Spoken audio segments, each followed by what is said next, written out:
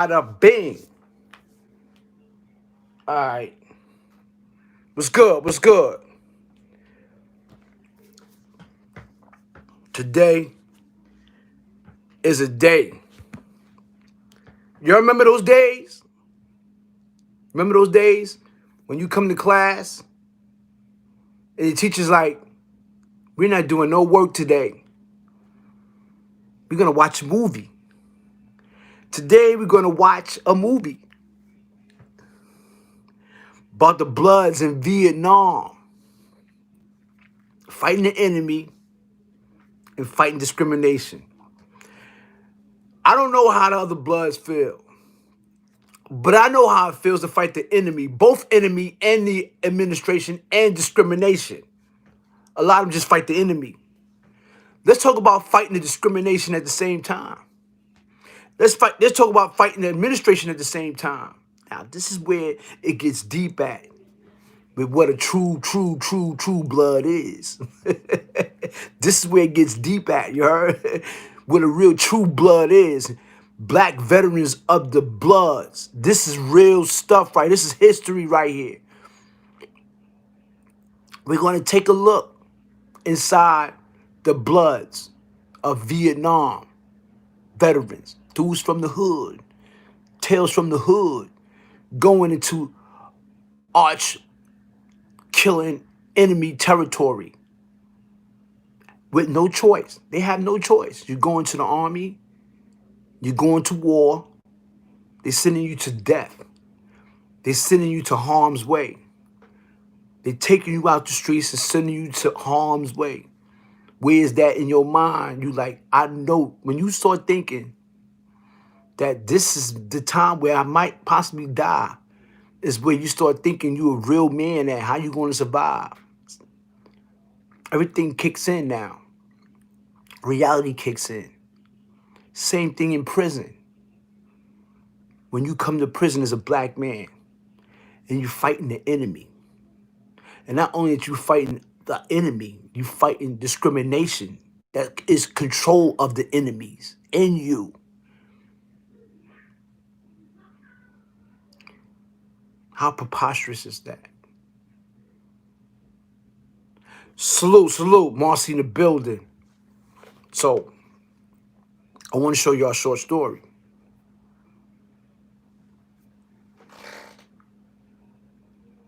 Bloods in Vietnam War. You see this shit? This is what I'm talking about. This is history, baby. This is before our time. This is before these youth's time about how to go about how to organize a real civil rights movement. What the prejudice was, what the war was. The war is not with us. The war wasn't never with us. The war that we going through right now is irrelevant to what they was going through when they was called Bloods. Now, this is the type of stuff that I'm talking about. This type of stuff that we should always keep in mind. In fact, evaluate our strength and our weaknesses towards each other. This is me as an OG speaking right now. So we're going to go into and take a look at a few black blood Vietnam veterans who was going through discrimination and fighting the enemy at the same time in war. Something that I can relate to. Appreciate you. All right. Oh, man.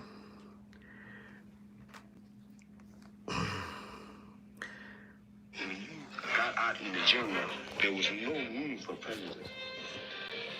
Black Vietnam veterans. They were young, mostly poor, mostly undereducated. The foot soldiers of a mean and dirty war. And the targets of enemies that were not always Vietnamese. Did you see a cross burned in Vietnam? Yeah. Where? Look around my head.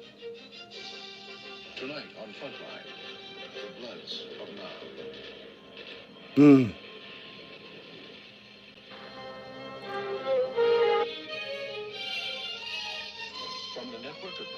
television stations. A presentation of KCTS Seattle, WNET New York, WPBT Miami, WTVS Detroit, and WGBH Boston. This is Frontline with Judy Woodruff. Like in class. Good evening.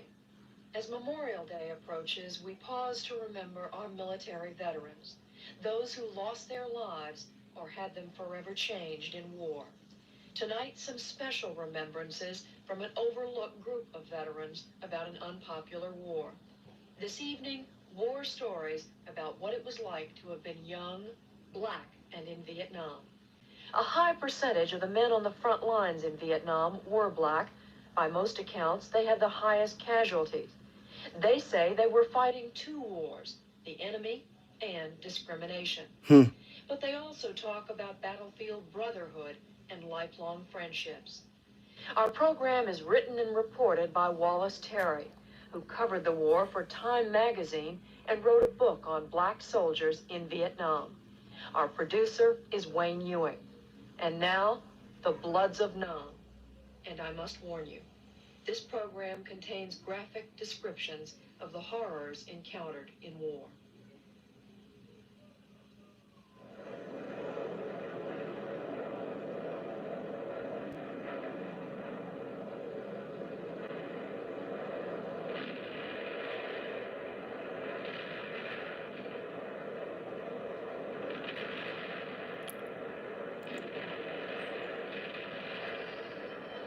Vietnam, a mean, dirty war. It consumed American passions for 15 years. It divided the nation more deeply than any other issue since the Civil War.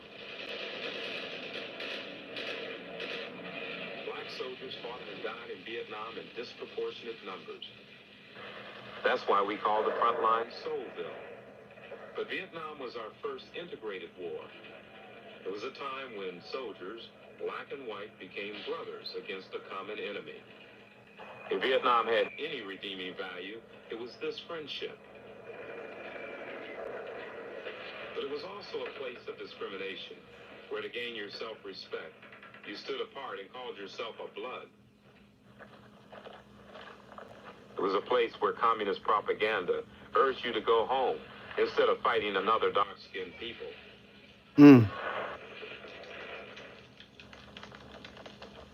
This is a film about what it was like to fight that war.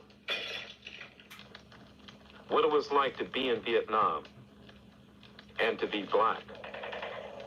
War stories from the Bloods who went to Nam. They came from the farms and from the ghettos, from high schools like this one, Thomas Edison in Philadelphia.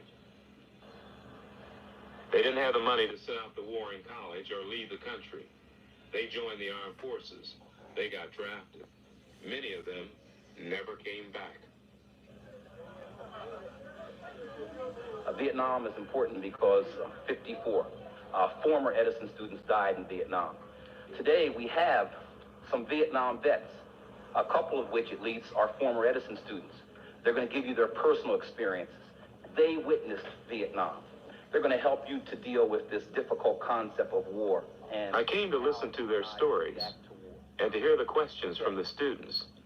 And I realized that they had even been born when we went to Vietnam. How did you feel when you first heard you were going to war? I mean, the obvious answer. Scared. For most of us and for you, you're 16 and 17 years old, and you think death is 60 years away from you. But the minute that somebody tells you something or says something that brings death close to your mind, you get scared. Listen. Real scared. And at 19, they gave me orders to go to Vietnam, and my stomach dropped out. That's a fear. It's fear. Before you even get there, it's fear. Imagine being on an airplane, getting off and walking into your mother's oven, because that's exactly what it was. When I woke up that plane, my skin broke into a white ash, like into a big sweat.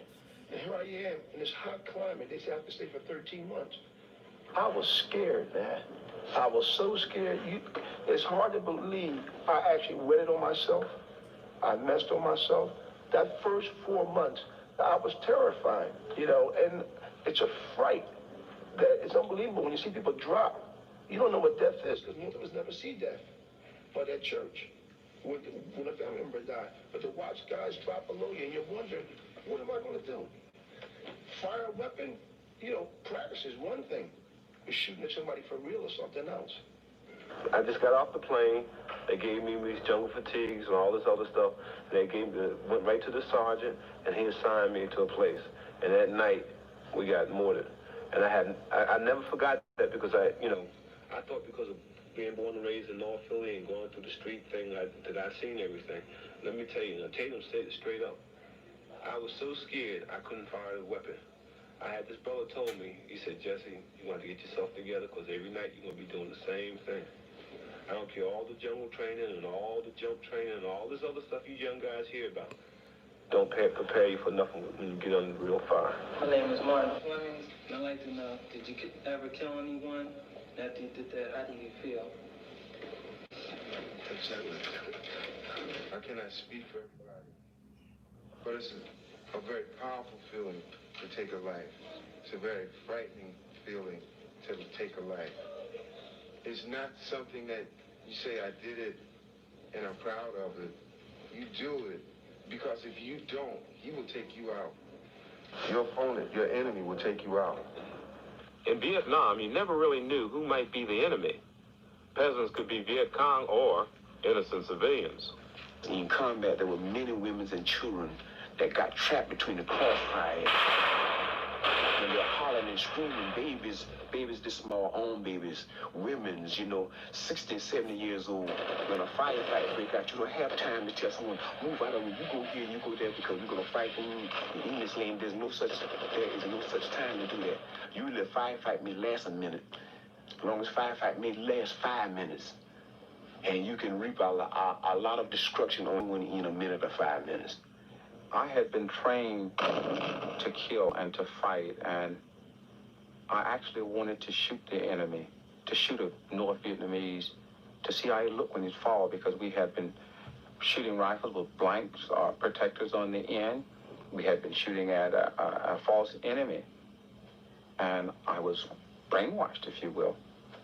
I didn't want to go to combat, but once there, I was eager to do the job that I had been trained to do.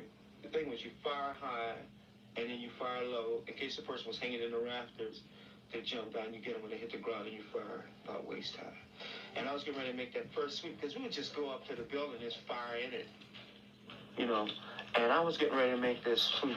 And then all of a sudden, this Vietnamese got up and said, don't shoot, in Vietnamese. Don't shoot. And we opened up the side of this thing, and it was this whole family just laying, huddled there. And I was going to blow these people away. Sight unseen. Well, I just dropped. No. I mean, I was like wigged out. I mean, my whole thing was like, Yeah. God, we don't, kind of, see, the Christian upbringing, every time you got to a point where you felt like you was going to really hurt someone, that would always come to the front of you and say, don't do this. And plus, unarmed women and children. I mean, who want that on their conscience? Somebody, let me pause for a minute. Let me pause for a minute. Let me pause for a minute. Let me pause for a minute. Good look at me. All right, we're going. We go. I'm glad y'all got Scheme Fiend out of here, you heard? Scheme, you can't think that far to make a fucking video like this, you heard? This is not in your vocabulary or your documentation, you heard? This is not your field. Stay with hip hop. Stay with the Skittle teams, you heard? Or if I put you in the Breakfast Club, you hear me? All right, we're gonna get that out the way. All right. Now, this is my thing. In relation to them going to war, right? These black men. Now, I can identify with this so good.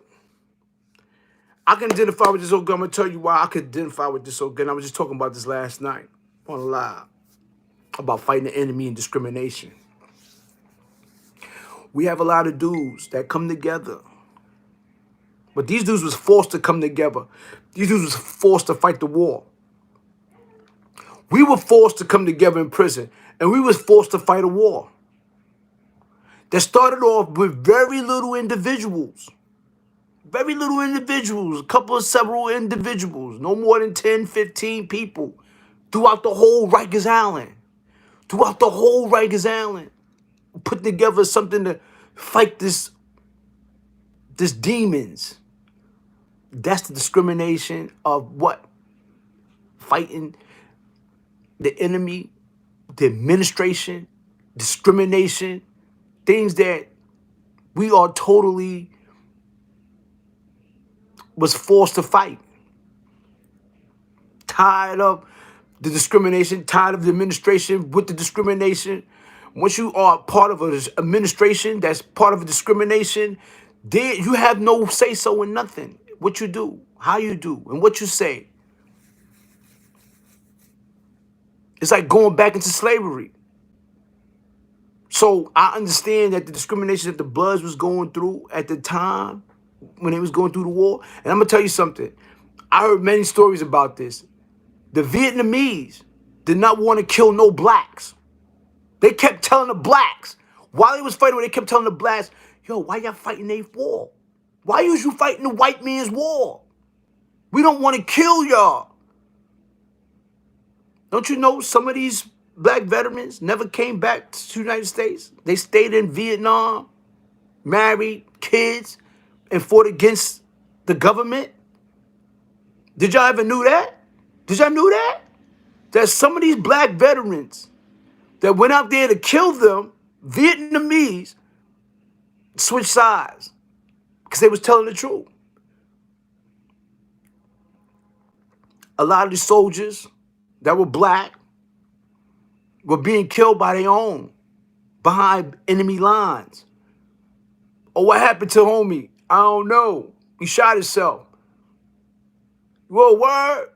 And they like this firing. Poof, poof, poof, poof. Oh, shit. Because they prejudice. They was fighting discrimination. How hard is it to fight like dudes in prison? Like the Bloods in prison. The Bloods in Vietnam, the Bloods in prison fought the same thing almost. Up until now. Up until now doesn't mean nothing now. I don't know what they fighting right now. They fighting themselves. But right now, is history being taught. Is history being said about what the true meaning of brotherhood is. This is true meaning of brotherhood. Not these bozos that come on here and say, you took my content. Not these dirty little dudes, you heard? You took my content. Look at these dudes act like they had a bag of candy and somebody took a roll-up from them, you heard? And they, he took a roll-up. He took a roll-up from me. Out of here. You a lit ball. These dudes is crazy. This is education right here. You dudes do not fit educational. You dudes do not fit educational. So you shouldn't be over here in my church, you heard? This is my church, you heard? This is where the real people at. This is where the real heads at. The real heads at is here, you heard? The smart people are here. The knowledgeable people are here. Not you bozo candy rappers, you heard? So stop playing with me and shit, you heard? Stop playing. If I come and destroy every live you do, and I can do it, don't let me go over there, you heard? Don't let me come over there. Don't let me come over there. Because I could take all your candies away from you. I could take all your Halloween candy away from you. You know that? You know that, right? You know that, right? I snatch your whole Halloween candy you've been saving up since October. I take it. You better be more careful. Okay. Now, let's get back to the brotherhood thing. You know, I ran across this video. I seen Bloods, and I seen a few other videos that people made that was real Bloods, and they talked about that's the original story of how it came about or things of that nature. But, you know, I'm talking about these dudes who was forced to fight a war who wasn't theirs.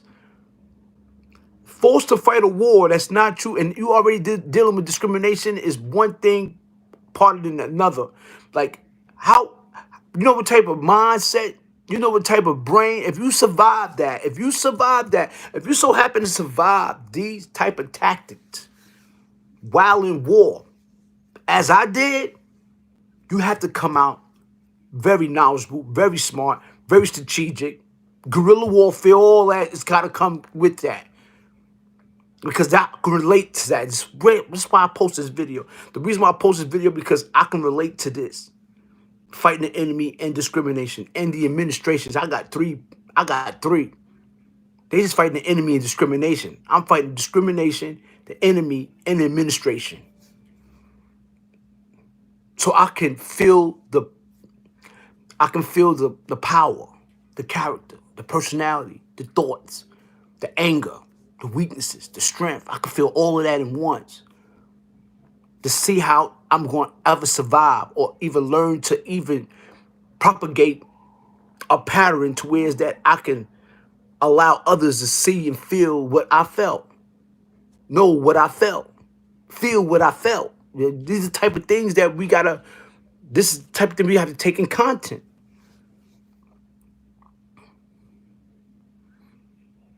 And I want to go all crazy into it, but the name of it is the name of the video is the Bloods in Vietnam. Bloods of Vietnam. That's the name of it. Bloods of Vietnam.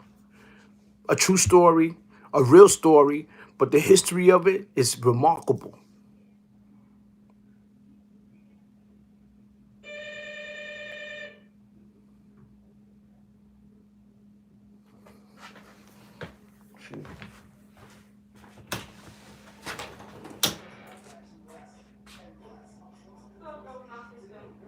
Yeah. Huh? They just came back. Yo.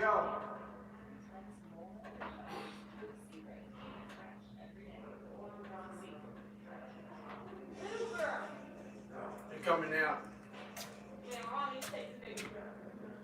Come on. Let me see. Let me show you. Let me show my bobo real fast. Come on. Let me show my bobo real fast. She's so energized. Come on. Let me show my bobo real fast. Say hi to the.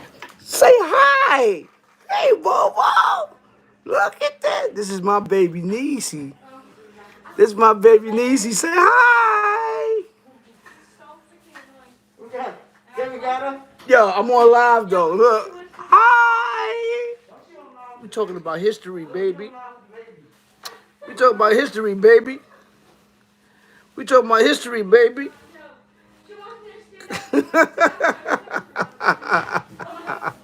God bless her soul. That's a fact. Say hi. Say hi, boo boo. Who they put that here? Oh man. All right, time for you to go back outside, right? Okay. Okay. All right. Huh? Hold it for a second. I'm doing a live right now. I'm doing a live. She could be a star next. She was on live just now. Looking at the camera. Yeah, going crazy. Because you drive me crazy. I'm cold. You drive me crazy. Yeah, I am. Yeah, that kid. All right. Well, you're going to have to chill with me for a minute so they wash their hands, all right? Now, we're going to get back. Yeah, they just came from outside. See, I was in there babysitting. She woke up.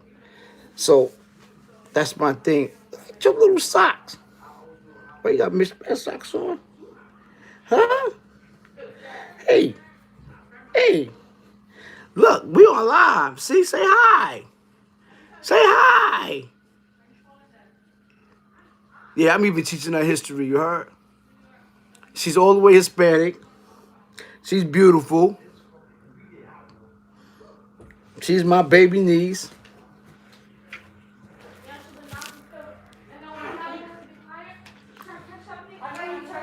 There's Jack pepper cheese in here? Yes. All right. Y'all gotta come get her.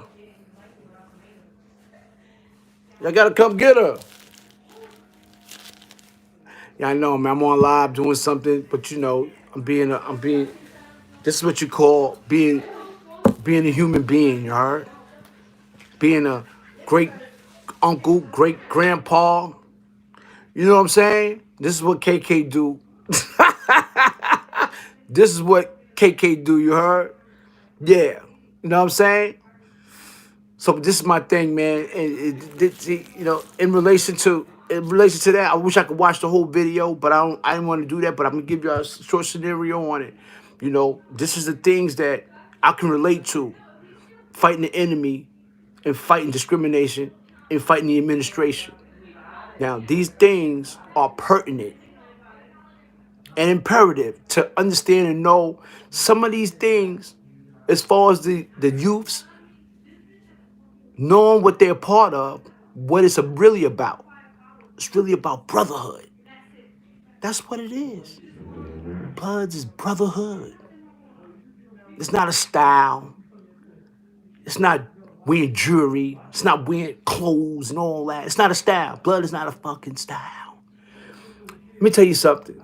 I thought about something. This is really deep. This is gonna blow your socks off.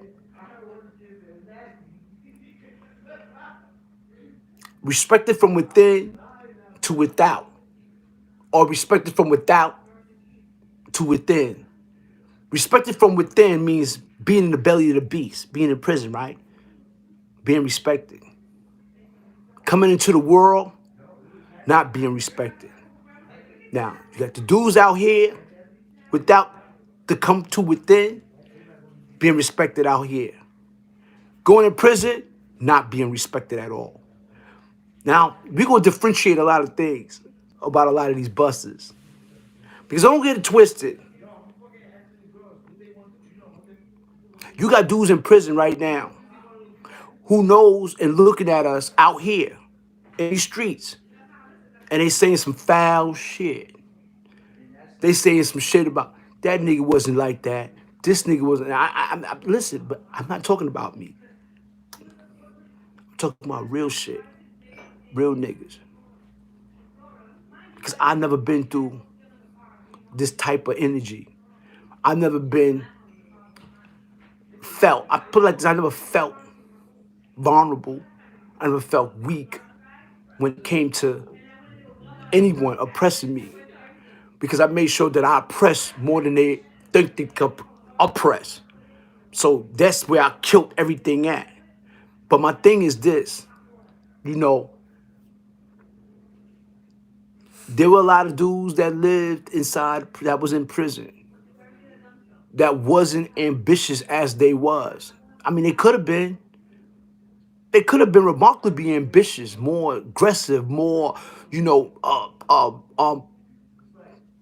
more aggressive, but they chose not to in ways because they felt incompetent. Once you start feeling incompetent about yourself and you're not too sure about your own self, about how far you can go, how far reach goals you can do, and that's what holds you back, and that's what makes people judge you. See, that's the difference with me. You have to do the unthinkable sometimes in order to know that you can go farther than a lot of other people. The unthinkable is to do the unexpected. Once you do the unexpected in an unthinkable way, the world gonna look at you totally different from others. That's all I wanted to say. I wanted to leave y'all with that. And this is the type of person that y'all see. Unexpected, unthinkable. And that's how I live. Day by day, baby. Tell them, day by day, baby. Oh, don't. You can't throw that on the floor.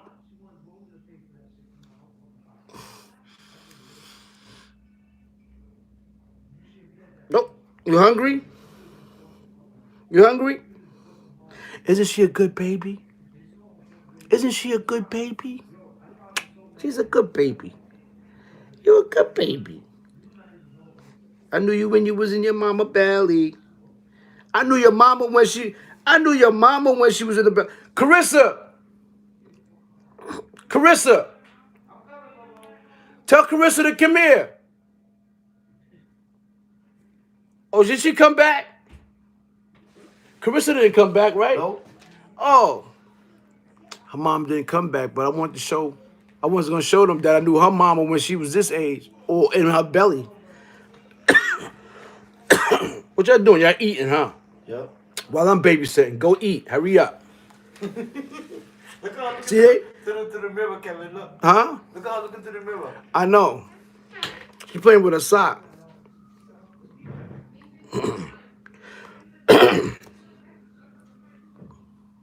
See, this is the thing. To think the unthinkable and to do the unexpected. Now, if you don't have that type of nature, if you got to second guess yourself about doing the unthinkable, if you got to second guess yourself about doing the unexpected, you're not a man. And you holding back what you think you are capable of doing. Once you start holding back what you is capable of doing, you give people and other people failure. Because they say, well, if he think he can't do